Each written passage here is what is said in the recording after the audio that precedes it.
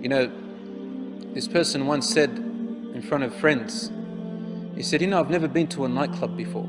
Everyone looked at him with shock because he said, I've never been inside of a nightclub. All of a sudden, a nightclub not being in there is a shock to everyone. Another one said, I've never kissed a girl before. Everyone looked at him in absolute dismay. Not only in dismay, they thought he's a loser. And now they make movies about, men who are losers because they can't get women, and they call them wimps and they're cowards. How things have changed around. Where women have lost their absolute value, men have lost their value, and this type of behavior is considered to be noble and courageous. Allahu Akbar. You're a warrior, you're a hero if you can serve your lusts and temptations.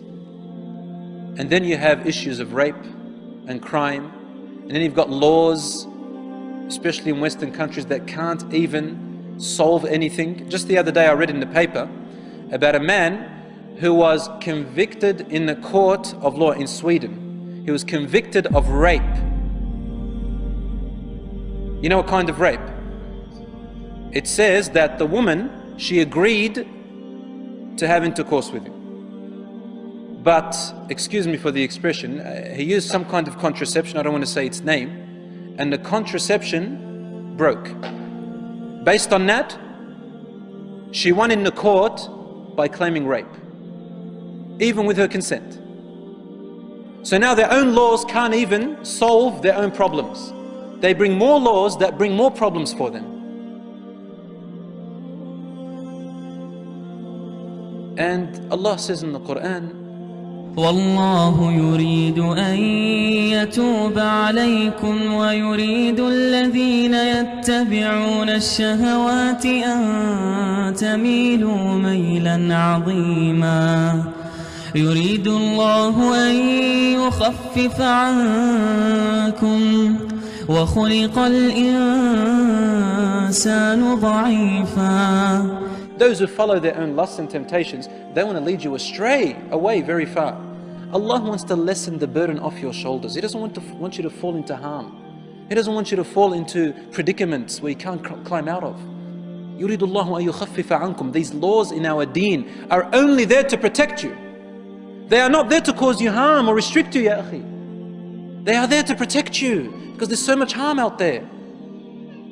وَخُلِقَ الْإِنسَانُ ضَعِيفًا. Allah also tells us, follow my laws because you're weak. You're weak. Pass them and follow my guidance. I'm there for you. Like what your father and mother do. To keep you away from fire, keep you away from harm. They restrict you and place boundaries around you. We need boundaries from Allah, otherwise we fall into harm. And then there's AIDS, and there's HIV, and there is unwanted pregnancies by girls who are only 13 years old. 13, 12. 12, 13. And what happens to the child? They put up for adoption.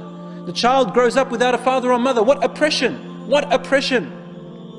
Only to repeat the same thing again and again.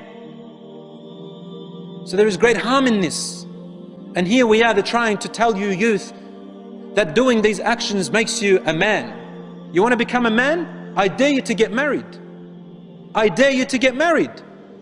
Because to them, this is the most cowardly thing. They don't dare to get married, brothers and sisters. They don't dare to get married. I had a neighbor, she had a 3-year-old daughter, but they never got married, her and her partner. In the end, he left her for another woman. Obviously, he's going to leave her for another woman. He's too afraid to be a man. He doesn't want to get married because he's too deep in his lusts. And then turns around and she says, men, they're only after their ego. Of course, why did you take a man like that? Allah gave us conscience. Allah gave us guidance in our brains to think with. And so Allah forbids us from these things because not to bring us harm. And you know what's sad? Unfortunately, 80% of the time, majority of the time, women are the victims. Women are the victims in this situation. So you can see it's reversed now. What does the man want? The man wants to use and abuse the woman. Use and abuse the woman. And you know what? If these young girls were able to look inside and read what's in the mind of young men these days, wallah, I don't think any of them will even hang around as much as 10 kilometers away from a man, close to a man. They wouldn't want to. But the men, they like to deceive women. Wicked men, they like to deceive women. Wicked men, non-God-fearing we're talking about. And then you get this poor woman who thinks that, oh, he's my boyfriend.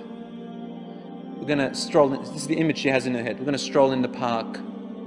He's going to pick up a daffodil and give it to me. Or a rose. Hand in hand together. And then we're going to wait until the sun sets. And the birds chirping around us in this beautiful park. Poor thing. This is what she thinks, right? But the man is thinking about one thing. And he's going to tolerate all of that until he gets to it. I'm talking about men with diseases in their heart, and there are many of them today. With the tabloid, with all the sceneries that you have out there, and all the things that are occurring, I feel very sorry for a lot of women, and I feel very sorry for a lot of men who have sold their youth and sold their chastity, sold their dignity to be so cheap.